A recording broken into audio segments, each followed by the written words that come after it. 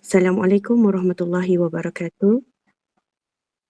Ahlan wa sahlan yang dihormati Al-Fadil Ustaz Abdullah Umar bin Muhammad Saleh yang sudi mencurahkan ilmu di Gemma Nur Iman, yang berusaha dan berdedikasi Ibu Rosniati Mansur bersama barisan ahli jawatan kuasa Gemma Nur Iman yang disayangi, yang dialu-alukan hadirin pecinta ilmu yang dirahmati Allah sekalian. Alhamdulillah kita terpilih lagi bagi meneruskan uh, untuk meneruskan lagi pengajian pengajian Tahsin Al-Quran dan Tafsir Al-Jalalain sebagai kuliah asas di Gemma Nur Iman bersama Al-Fadil Ustaz Abdullah Umar bin Muhammad Saleh yang kita segani. Bagi memohon keberkatan halaqah ilmu ini, kita mulakan majlis dengan bacaan umul kitab yang dipimpin oleh Al-Fadil Ustaz, dan dengan segala hormatnya saya persilakan sekaligus menyambung pengembaraan kita di taman-taman syurga pada petang ini. Faliyatafadul maskura ya Ustaz. جزاكم خيرا. الفاتحة. أعوذ بالله من الشيطان الرجيم. بسم الله الرحمن الرحيم.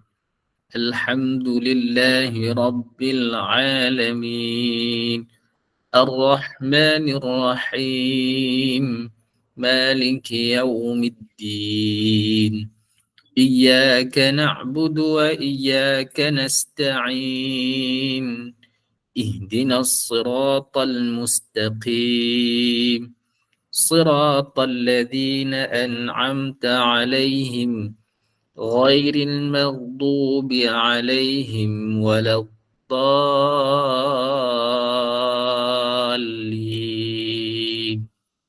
آمين.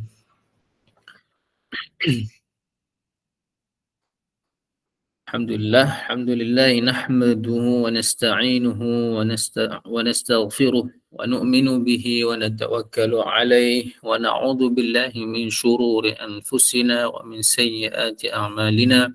من يهده الله فلا مضل له ومن يضلله فلا هادي له، ونشهد أن لا إله إلا الله وحده لا شريك له، ونشهد أن سيدنا ومولانا محمدا عبده ورسوله أرسله بالحق بشيرا ونذيرا بين يدي الساعة. من يطع الله ورسوله فقد رشد، ومن يعصهما فقد غوى. سبحانك لا علم لنا إلا ما علمتنا إنك أنت العليم الحكيم. رب اشرح لي صدري ويسر لي أمري واحلل عقدة من لساني يفقه قولي. Alhamdulillah, syukur puji bagi Allah Subhanahu wa taala. Limpah kurniaan kasih sayang Allah Subhanahu wa taala memberi saya dan kita semua taufik untuk sama-sama kita menghadiri majlis ilmu pada petang ini. Semoga dengan ini Allah Subhanahu wa taala menerima dan menjadikan ia asbab untuk kita mendapat keridhaan Allah Subhanahu wa taala, insya-Allah taala. Jadi insya-Allah tanpa melengahkan masa kita akan sambung pengajian tahsinul Quran bersama bahasan pada tafsir Al-Jalalain. Kita berada pada muka surat 27 ayat yang ke-177. Ya. Ayat yang ke-177 suratul Baqarah muka surat 27 insya-Allah.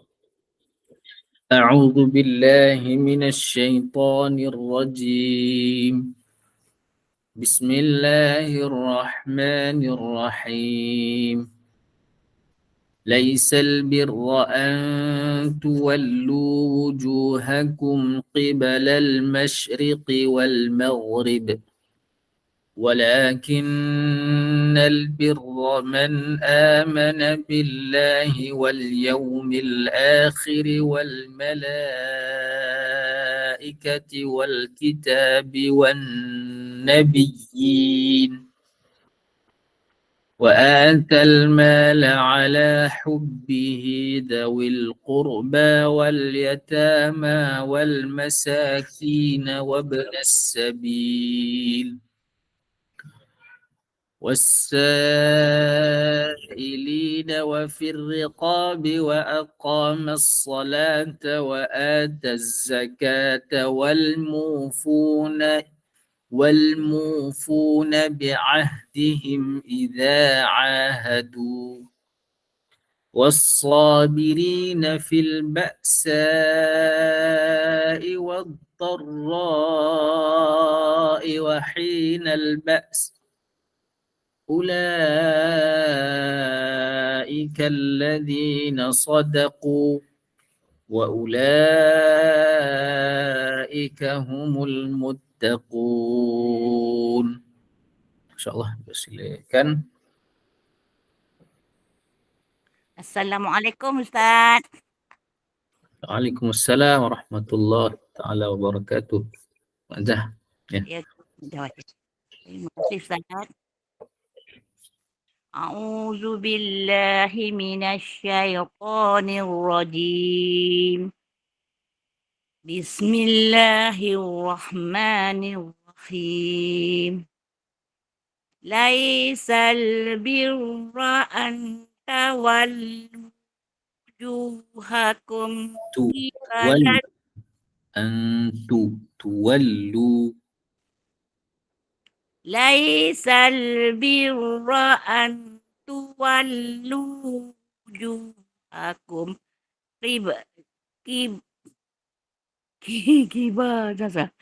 Laisal birra an tuwallu wujuhakum qibalal masyriqi wal maghrib walakinnal birra man amana billahi wal yawmil akhir salah wal yaumil akhir wal malaikati wal kitabi wan nabiyyin wa atal mala ala hubbihi zawil kurba wal yatama wal masakina wabnas sabil wassailina wa fir riqabi wa aqamus salata wa ataz aqamas salat وأقام الصلاة وآتى الزكاة والموفون بأهدهم إذا عاهدوا والصابرين في البأساء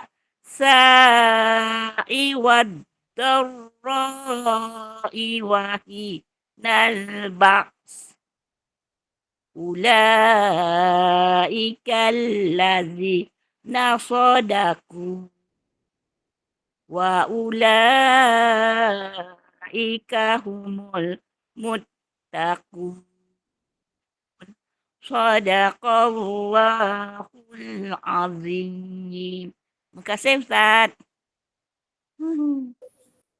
Alhamdulillah, jazakumullah khairan Bunda MJ, masya-Allah.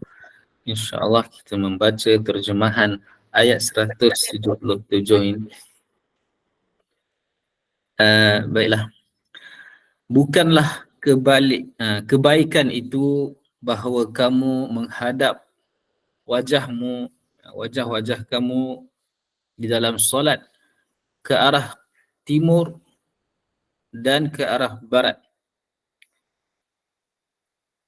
Akan tetapi kebaikan adalah orang yang beriman kepada Allah Ta'ala dan hari akhirat dan malaikat-malaikat dan kitab dan nabi-nabi, dan dia memberikan harta ke atas kecintaannya kepada kaum kerabat dan anak-anak yatim dan orang-orang miskin dan ibnus sabil, iaitu orang-orang yang musafir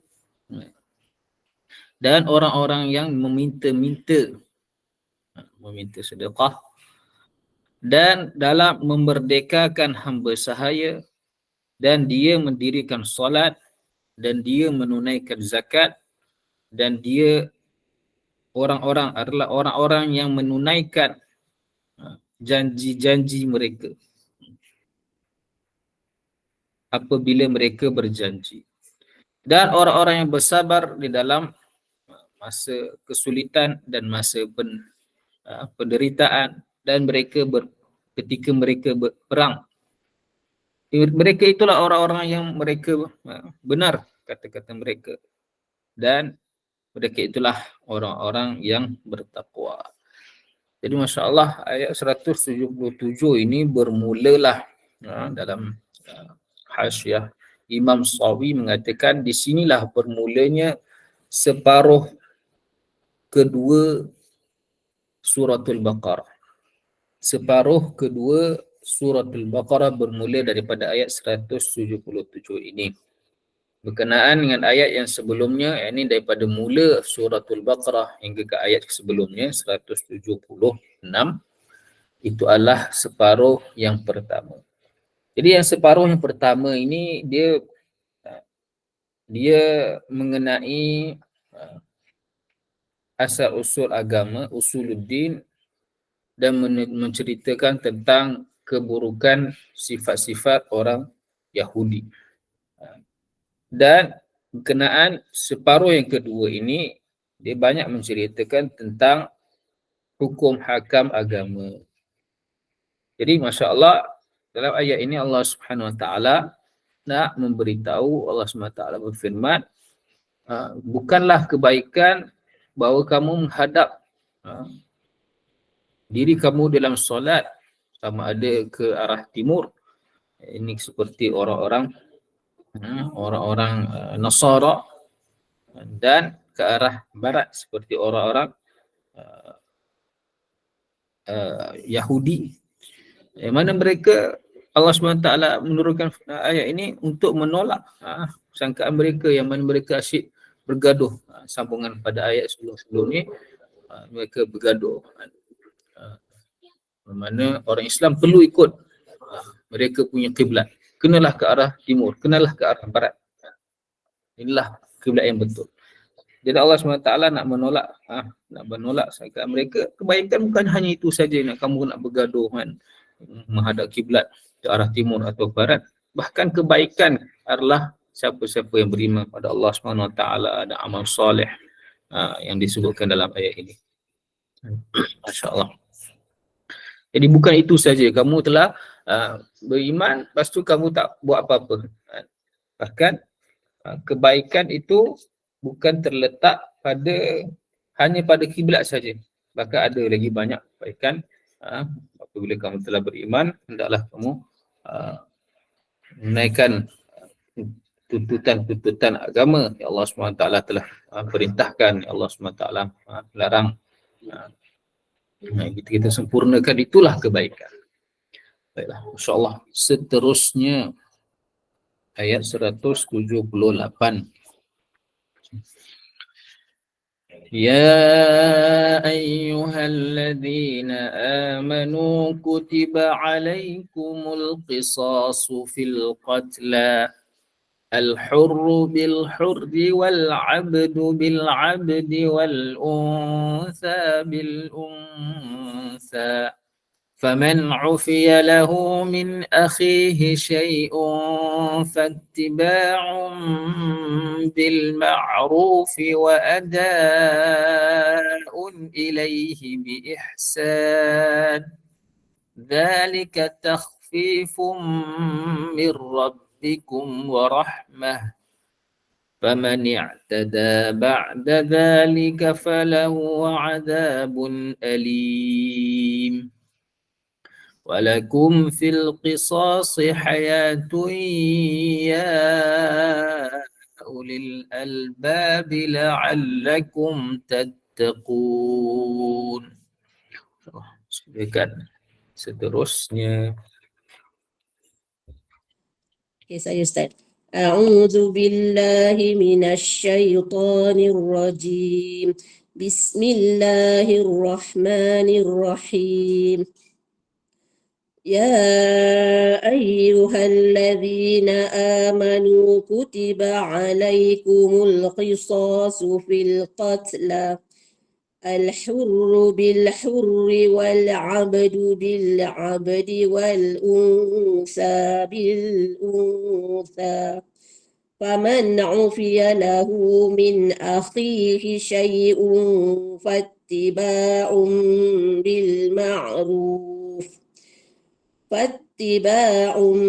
بالمعروف وأداء إليه بإحسان ذلك تخفيف من ربكم ورحمة فمن اعتدى بعد ذلك فله عذاب أليم ولكم في القصاص حياة يا أولي الألباب لعلكم تتقون. صدق الله العظيم. Terima kasih Ustaz.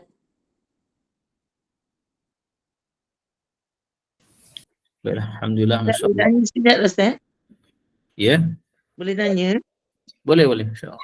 Tadi ayat yang dia baca tu, dalam apa tu, ya ayyuhallazina amanu kutiba alaikum sholatu fil qatl.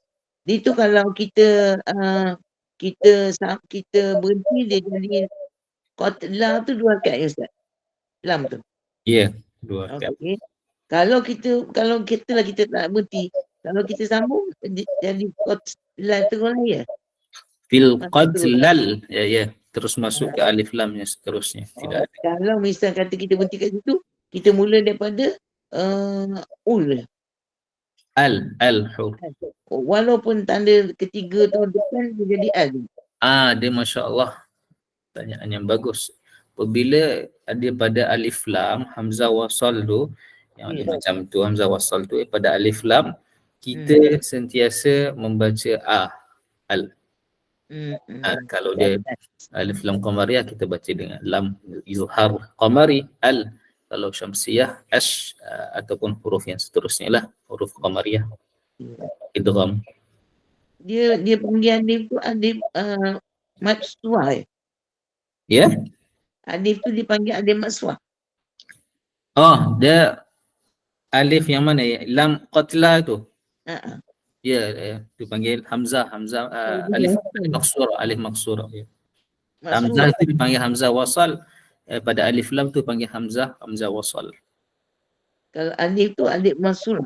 Ya, maksura yang ini pendek ataupun kecil, alif kecil. Kasih Ustaz. Ya, alhamdulillah, sama-sama, masya-Allah. Jadi pada ayat ini, masya-Allah, mengenai apabila Rasulullah, sababun nuzul dia adalah apabila Rasulullah SAW memasuki Madinah dan mendapati kaum Aus dan Khazraj, penduduk asal Madinah lah yang masya-Allah telah memeluk Islam dari sahabat. Yang mana sebelum ini mereka sangat ada kebencian dan berperang bertahun-tahun lamanya. Jadi Nabi SAW mendapati suku kaum Aus dan Khazraj ini mereka berbangga-bangga ke atas sebagian yang lain. Dan mereka pula apabila mereka membuat qisas, mereka yang mereka anggap pihak yang lawan itu adalah lebih rendah daripada mereka. Jadi sekiranya pihak lawan itu membunuh seorang daripada kalangan mereka, mereka akan qisas 2 orang daripada pihak lawan. Jadi di situ adanya ketidakadilan. Insya-Allah, kalau orang kita kena bunuh seorang, kita kena qisas 2 orang. Jadi adanya ketidakadilan. Begitu juga kalau pihak lawan ini dia membunuh hamba kita akan membunuh orang merdeka mereka. Jadi itu tidak adanya keadilan. Maka apabila mereka semua dah meluk Islam, Allah SWT turunkan ayat ini nak memberitahu qisas hendaklah sama rata, yang hamba dengan hamba, perempuan dengan perempuan, seorang dengan seorang, laki dengan laki. Tidak ada yang seorang dibalas dengan dua orang, nyawa seorang dibalas dengan nyawa dua orang, tidak. Jadi setengah yang kedua ni lebih mengenai hukum hakam agama. Di ayat ni mengenai qisas. Jadi terjemahan ayat 178, wahai sekalian orang-orang yang beriman, difardukan, diwajibkan ke atas kamu hukuman qisas di dalam pembunuhan, qatla, pembunuhan. Iaitu orang yang merdeka dengan orang yang merdeka. Ini orang yang merdeka akan diqisaskan dengan orang yang merdeka, dan hamba akan diqisaskan dengan hamba, bukan dengan orang merdeka. Perempuan dengan perempuan. Maka sesiapa yang mendapat ufiyah ni mendapat keampunan. Jadi kalau pihak yang mendapat hak untuk dapat hukuman qisas ni, kalau dia memaafkan, jadi kalau dia mendapat keampunan, kemaafan baginya daripada keluarganya, daripada keluarga, maksudnya keluarga pihak sebelah yang memaafkannya, syai'un, sedikit, sesuatu sebagai penggantian, maka hendaklah dia mengikuti, dia menunaikan dengan cara yang baik dan melaksanakan kepadanya dengan ihsan, dengan cara yang baik. Jadi maksudnya apa? Kalau orang yang keluarga si mayat itu dia memaafkan, dia tidak ingin mengambil qisas ke atas kematian ahli keluarganya, dan dia maafkan, maka dia hendaklah yakni si pembunuh ini hendaklah menunaikan apa yang mereka gantikan. Tak ambil qisas, maka dia kena gantikan dengan bayaran sepertinya. Jadi dia kena tunaikan. Zalika, demikian itu keringanan daripada Tuhan kamu dan rahmat. Dan rahmat. Maka faman i'tada, maka siapa-siapa yang membuat melampaui batas. Contohnya keluarga si mayat itu dia dah maafkan dah. Dia tak nak ambil qisas. Dah selesai dan mereka telah menerima sebagai gantian pampasan dan sepertinya. Tetapi lepas-lepas tu mereka pergi bunuh juga. Mereka pergi bunuh juga si pembunuh ni. Maka itu dipanggil i'tada, melampaui batas. Jadi Allah Ta'ala firman kata, siapa-siapa yang melampaui batas selepas itu, dia dah bayar pampasan tapi dia bunuh juga, maka falahu azabun alim, maka baginya siksaan yang sangat pedih. Allah. Seterusnya ayat 179, walakum, dan bagi kamu di dalam hukuman qisas ni ada kehidupan. Jadi kalau ikut fikiran kita tak faham, dalam membuat qisas ni ada kehidupan. Dan kita membunuh, ini membunuh seseorang yang membunuh orang lain, kita membunuh dia adalah kehidupan. Jadi kalau ikut fikiran akal, membunuh orang mana seorang boleh ada kehidupan. Jadi maksudnya kat sini dalam membuat qisas ini adalah satu kehidupan, yakni dia menghidupkan orang-orang yang lain, kerana mereka apabila melihat perbuatan qisas itu di hadapan mata mereka, maka mereka akan takut dan mereka tidak akan melakukan pembunuhan selepas itu. Jadi kita seolah-olah dengan qisas itu dia menyelamatkan orang lain daripada membunuh. Itulah dia punya hikmah dia, insya-Allah. Allah SWT sebut walakum fil qisas, dalam qisasnya ada kehidupannya. Ini selepas-lepas ini tidak ada lagi pembunuhan apabila berlakulah hukuman qisas ni. Mereka melihat dan mengambil pengajaran. Tak ada siapa nak membunuh dah lepas ni. Hayatun ya ulil albab. Allah kata apa? Ya ulil albab, orang-orang yang berakal. orang-orang yang mempunyai akal yang waras, yang sihat, supaya moga-moga kamu bertakwa. Baiklah, Masya Allah, seterusnya ayat 180. كتب عليكم إذا حضر أحدكم الموت إن ترك خيرا الوصية للوالدين والأقربين بالمعروف حقا على المتقين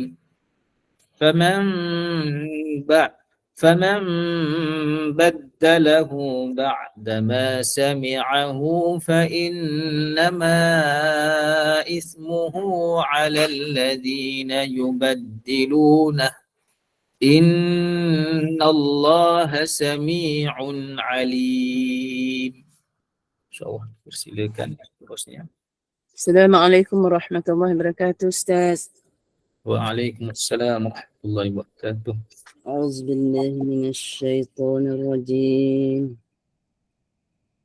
كتب عليكم إذا حضر أحدكم الموت إن ترك خيرا الوصية للوالدين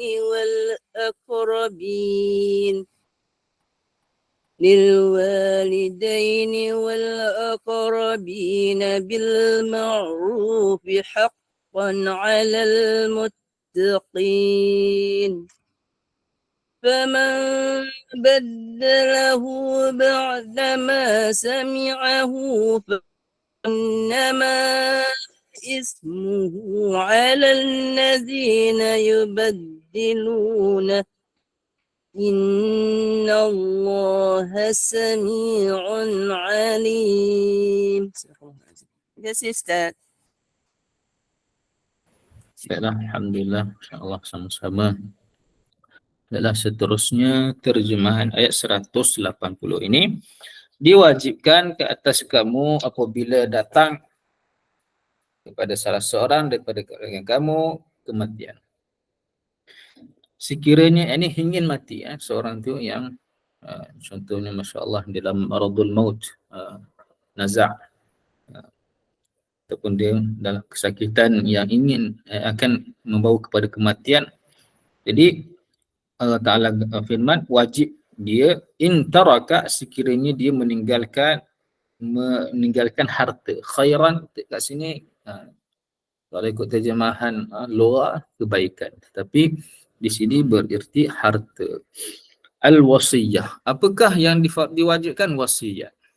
Ini sediakan wasiat lil walidain, kepada kedua orang tua, wal aqrabin, dan kepada kaum kerabat, bil ma'ruf, dengan cara yang baik, sebagai kewajipan ke atas orang-orang yang bertakwa. Jadi Masya Allah, ayat ini pada permulaan Islam lah, Masya Allah.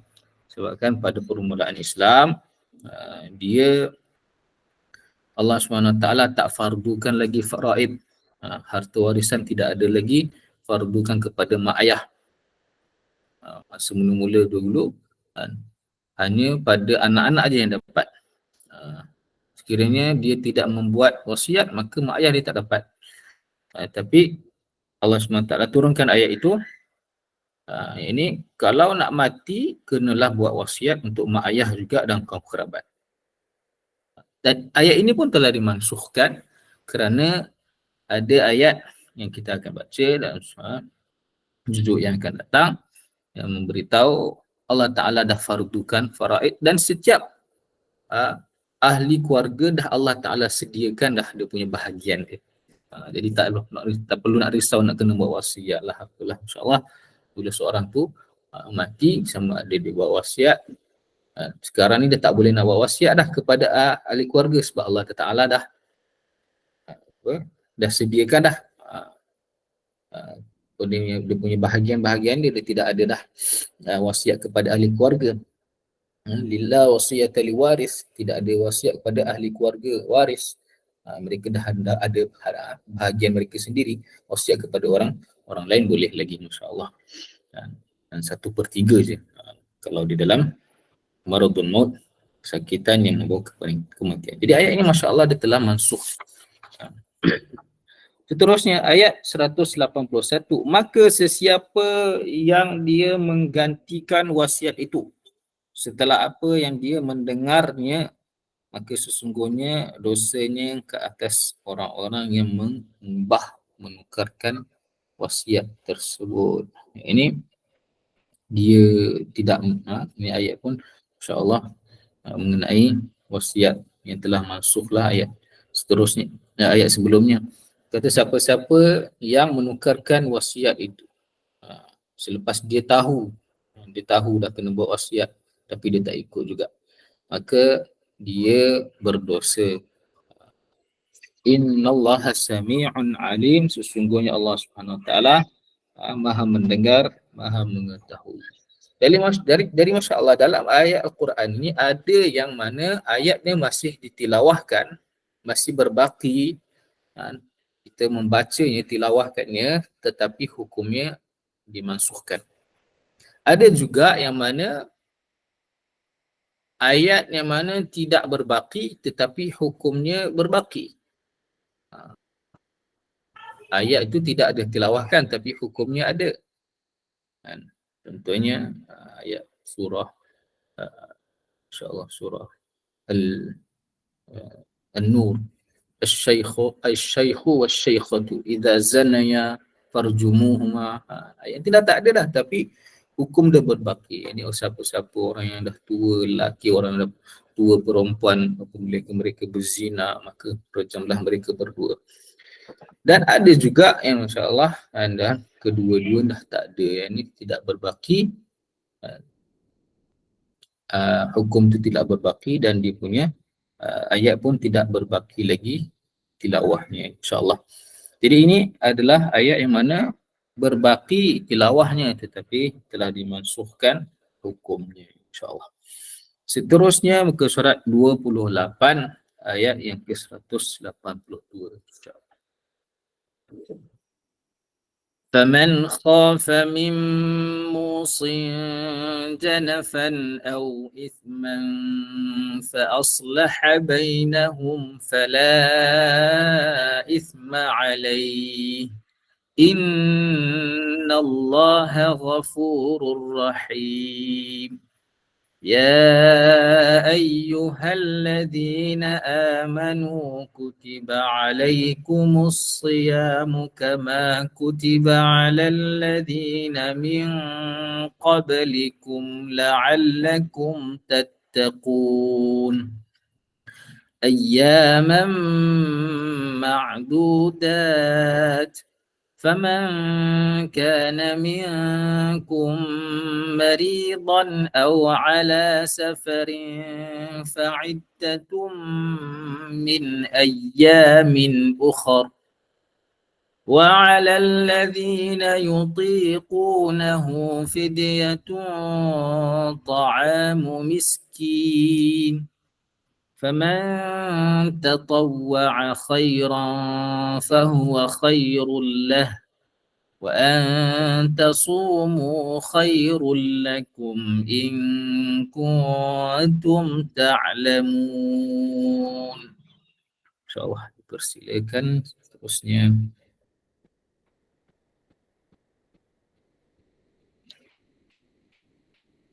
Silakan seterusnya. Puan Wan Aisyah. Mak Wan ada ke tu? Tak buka mic. Okey, baik Mak Wan. Ya, saya. Sebelum nak baca nak tanya Ustaz, kalau saya tak sampai nafas, saya boleh berhenti dekat bainahum ataupun wa aslah. Bainahum. Lepas tu sambung dengan falah. Ya, boleh. A'udzu billahi minasyaitonir rajim. Wa man khafa min janafan aw isman fa asla bainahum fala isma alayhi innallaha ghafurur rahim. Ya ayyuhalladzina amanu kutiba alaikumus siyamu kama kutiba alal ladzina min qablikum la'allakum tattaqun. Ayyaman ma'dudat. ومن كان منكم مريضا أو على سفر فعدة من أيام أخر وعلى الذين يطيقونه فدية طعام مسكين ومن تطوع خيرا ومن تطوع خيرا فهو خير له وأن تصوموا خير لكم إن كنتم تعلمون. صدق الله العظيم. Terima kasih Ustaz. Alhamdulillah, Masya Allah, jazakumullah khairan. Seterusnya ayat 182 punya terjemahan, maka sesiapa yang takut daripada pemberi wasiat, musing orang yang memberi wasiat. Takut apa? Berlaku tidak adil. Janafan, ini dia condong. Condong maksudnya tidak berlaku adil ataupun berbuat dosa. Maka lalu dia memperbaiki di antara mereka, maka tidak ada dosa ke atasnya. Sesungguhnya Allah Subhanahu wa taala Maha Pengampun, Maha Penyayang. Jadi masya-Allah, ini mengenai kalau seseorang itu membuat wasiat yang tak betul. Contohnya dia buat wasiat untuk orang ahli keluarga dia ataupun orang yang kaya sahaja, orang miskin tidak dapat. Nak menunjukkan dia takabur dia, ataupun dia membuat wasiat dan lebih daripada 1/3. Tak boleh dalam agama Islam, tidak boleh membuat wasiat lebih daripada 1/3 kerana Allah Subhanahu wa taala dah tetapkan harta itu adalah harta milik waris.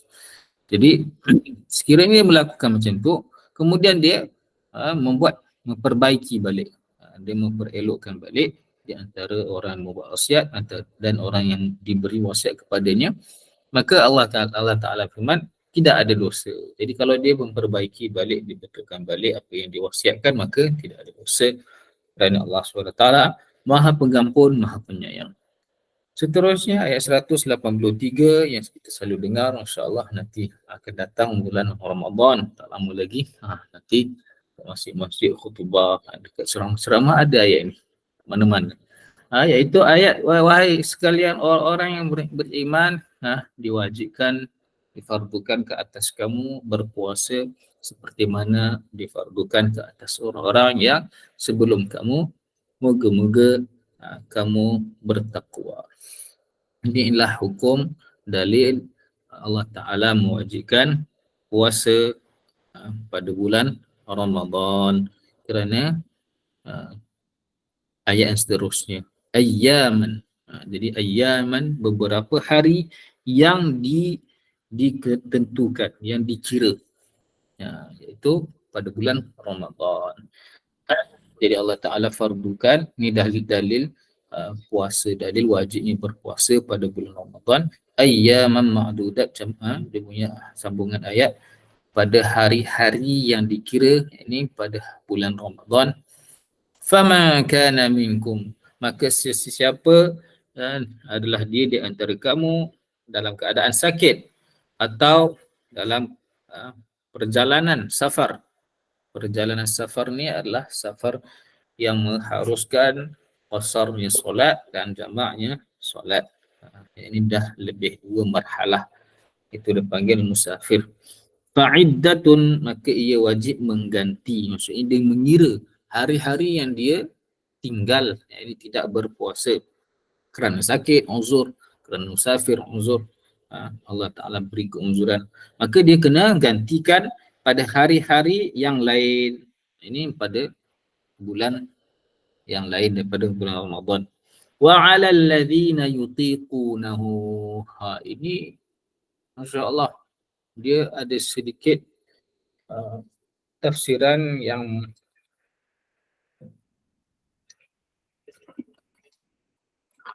dalam bahasa Arab.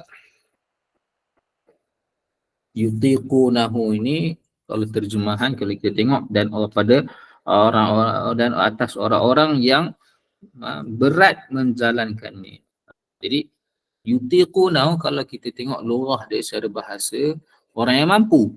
Tapi kalau kita terjemahan, masalah terjemahan bahasa Melayu ni kata apa?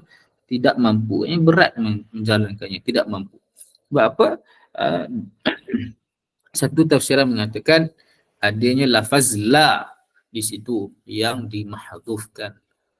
Maksudnya ada tersembunyi lafaz la yutiqunahu. Itu yang tidak mampu. Jadi orang-orang yang tidak mampu. Dan begitu juga dalam yutiqunahu di dalam bahasa Arab, di dalam kata dasar itaqatan dan bab if'al, dan bab if'al ni ada makna salab. Masya-Allah, ni orang belajar saraf dia tahulah makna salab. Ini salab ini dia mengambil, merampas, mengambil, mengeluarkan makna daripada maknanya. Contohnya kat sini patutnya makna dia mampu, tapi salaf kata tidak mampu. Dia menarik makna mampu. Jadi siapa yang tidak mampu, maka wajib dia membayar fidyah. Apakah fidyah dia? Ta'amu miskin, iaitu memberi makan orang-orang miskin. Memberi makan orang-orang miskin. Jadi orang yang tak mampu nak berpuasa, dia kena bayar fidyah, membayar fidyah, memberi makan kepada orang miskin. Jadi ini pun, ayat ini telah dimansukhkan, iaitu wa 'alal ladzina yutiquna. Siapa yang tak mampu berpuasa pada permulaan Islam lah, masya-Allah, dia tak mampu, dia kena bayar fidyah dan tidak ada ganti. Tapi kemudian dimasukkan ayat ini, yang mampu ke yang tak mampu, yang tak mampu pun diwajibkan berpuasa. Kalau dia tak mampu, dia kena bayar fidyah dan dia kena ganti. Keuzuran contohnya orang yang hamil, orang yang menyusukan anak dan sepertinya lah. Seterusnya, faman tatawwa'a khairan, maka sesiapa yang mana sukarela dia membuat kebaikan, fahuwa khairul lah, maka itu adalah baik baginya. Siapa yang nak berpuasa juga walaupun dia ada keuzuran, musafir, sakit, tapi dia nak berpuasa juga. Ataupun faman tatawwa'a khairan, ini siapa yang hendak memberi lebih dalam fidyah dia. Dalam fidyah dia sepatutnya dia kena bagi orang miskin makan, maka dia tambah lagi kan.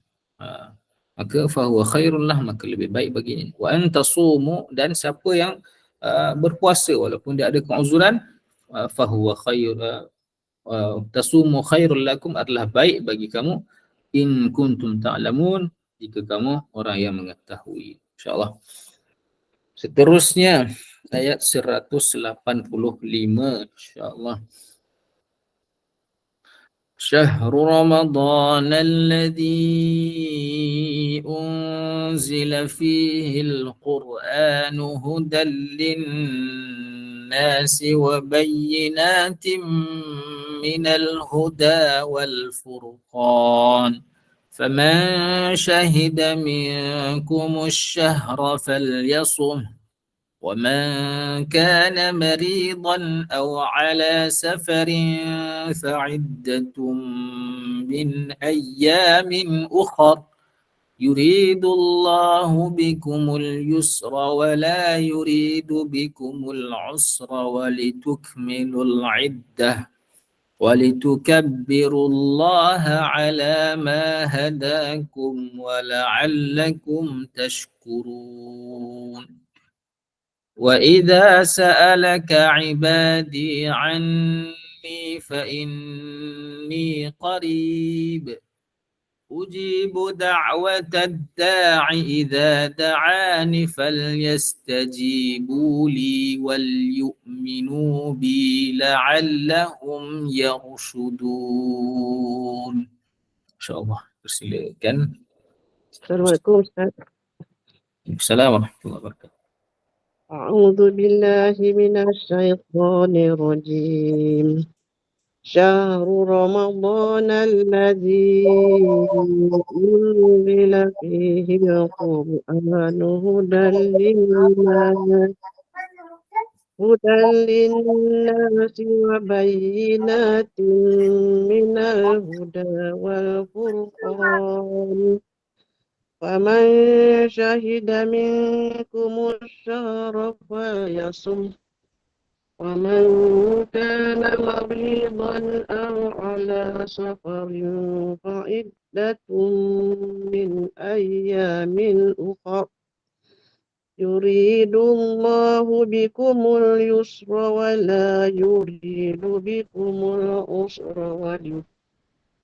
ولتكملوا العدة ولتكبروا الله على ما هداكم ولعلكم تشكرون وإذا سألك عبادي عني فإني قريب أجيب دعوة الداع إذا دعاني فليستجيبوا وإذا سألك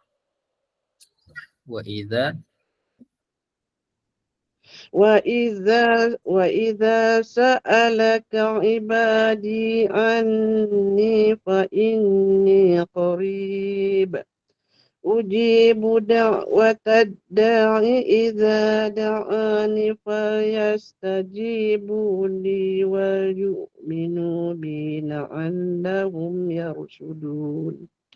صدق الله العظيم. Ustaz. Alhamdulillah, insyaAllah, jazakumullah khairan. Baik, terjemahan ayat 185. Syahrul Ramadan, bulan Ramadan yang mana diturunkan padanya Al-Quran yang menjadi petunjuk bagi manusia. Jadi bulan Ramadan ni Al-Quran diturunkan daripada Lauh Mahfuz kepada langit dunia. Pada malam Lailatul Qadar lah, insyaAllah, nuzul Quran daripada Lauh Mahfuz, turun Al-Quran daripada Lauh Mahfuz kepada langit dunia. Kemudian daripada langit dunia kepada Rasulullah SAW di dalam masa 23 tahun Nabi SAW diangkat menjadi Rasul.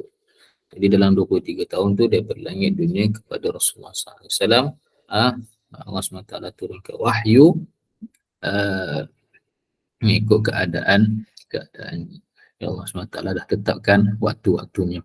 Baik, jadi hudan linnas menjadi sebagai petunjuk bagi manusia dan penjelasan daripada petunjuk dan yang membezakan antara hak dan batil. Jadi Furqan adalah nama lain bagi Al-Quran. Dia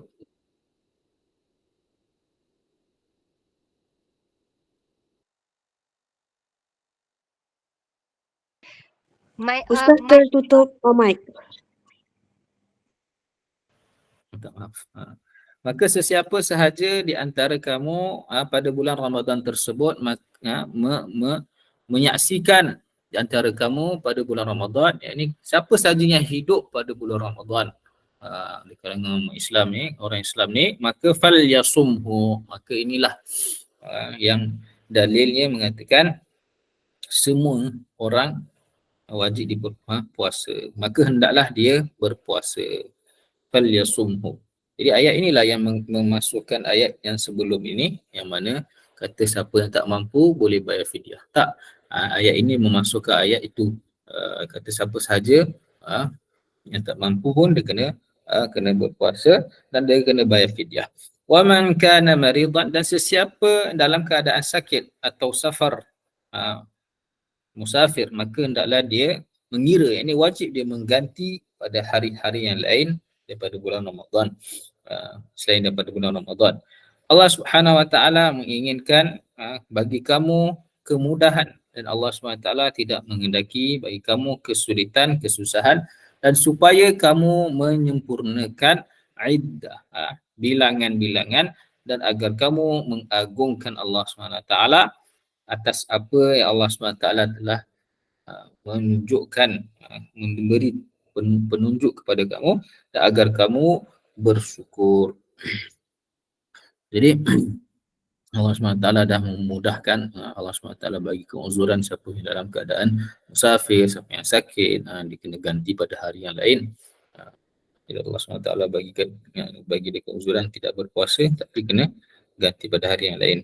Dan seterusnya ayat 186, apabila bertanya kepadamu Nabi Muhammad oleh hamba-hambaku tentang aku, sesungguhnya aku ni dekat.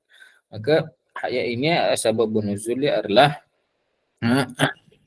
ada pada zaman Nabi sallallahu alaihi wasallam, cuma satu golongan menanya, adakah Tuhan itu dekat, yang perlu, yang mana kita boleh berbisik-bisik, ataupun Tuhan tu jauh yang mana kita perlu memanggilnya.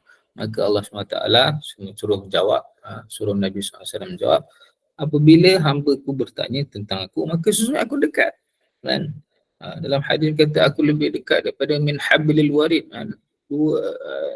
urat tengkuk, aku lebih dekat kepada hamba aku. Maksudnya apa? Ujibu da'watad da'i. Ini maksudnya dekat. Dan aku menerima doa orang-orang yang berdoa kepadaku apabila dia berdoa kepadaku. Jadi aku dekat dengan hamba-Ku. Ini apabila dia berdoa kepadaku dengan mentaatilah dengan syarat-syaratnya lah. Dia mentaati perintah aku, dia menahan diri daripada melanggar perintah aku, dan beriman kepada aku. Dan maka aku dekat pada dia, aku menerima, aku akan perkenankan doa dia. Falyastajibu li, maka hendaklah mereka memenuhi kewajipan tersebut kepadaku. Wal yu'minu bi, hendaklah mereka beriman kepadaku. La'allahum yarshudun, moga-moga mereka mendapat petunjuk. Jadi masya-Allah, alhamdulillah, kita telah selesai daripada ayat 177 hingga ayat 186, 2 muka surat pada petang ini. Saya insya-Allah setakat itu saja. Untuk petang ini kita akan sambung pengajian tafsir Quran ini pada minggu akan datang insya-Allah Subhanahu Wa Taala. Apa-apa kesilapan yang dalam kelas tafsir Quran ini, saya minta maaf kesilapan daripada diri saya sendiri, dan yang baik itu daripada Allah Subhanahu Wa Taala. Insya-Allah kita akan bertemu lagi minggu depan insya-Allah. Alhamdulillah, terima kasih Ustaz. Ustaz, boleh tak saya nak tanya satu soalan daripada jemaah? Soalan ni. Ya, boleh. Soalan dia macam ni, apabila kita nak bayar fidyah untuk orang yang meninggal, kita perlu bayar di mana? Bayar di mana? Ya. Oh, Masya Allah, sekarang dah ada lembaga-lembaga zakat, bayar di situlah, Masya Allah. Itulah pertanyaan daripada jemaah tu. Masya Allah. Tapi kan Ustaz, bukankah kalau kita sudah meninggal sebelum bulan puasa, kita dah tak perlu bayar fidyah? Ya. Kan? Ya. Maknanya mungkin yang meninggal tu dia meninggal pada bulan Ramadan, dan dialah yang perlu dibayar, betul tak macam tu fidyahnya? Ya, siapa yang menyaksikan bulan Ramadan Sahaja.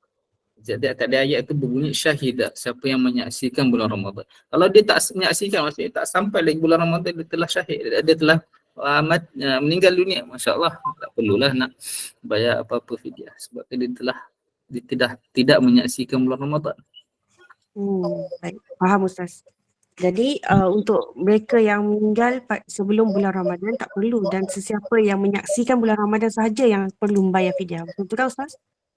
Ya, maksud saya siapa yang tidak ada puasa gantilah. Siapa yang tak ada puasa ganti dan dia mati sebelum Ramadan, memang tak ada apa-apalah yang perlu fidyah. Tapi kalau dia ada puasa ganti, lepas tu dia dah sampai pada bulan Ramadan, lepas itu dia bayar fidyah lah.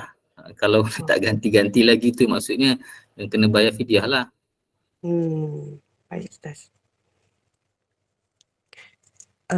Ada jemaah lain yang ada persoalan lagi? Ustaz, maksudnya kalau yang meninggal itu ada tinggal puasa.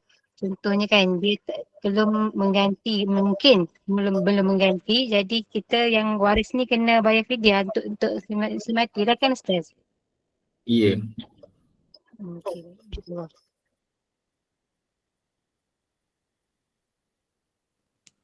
InsyaAllah ada lagi ke soalan? Assalamualaikum Ustaz. Saya kata 5-6 tahun yang sudah dulu saya adalah buat fidyah setiap tahun. Tapi saya tak dapat katokkan puasa. Sekarang boleh Ustaz tanya puasa yang akan datang ni? Boleh apa? Boleh apa? Boleh katokkan puasa yang dulu yang saya bayar fidyah tu selama 5-6 tahun dulu tu, tapi saya tak sempat puasa. Ya, boleh.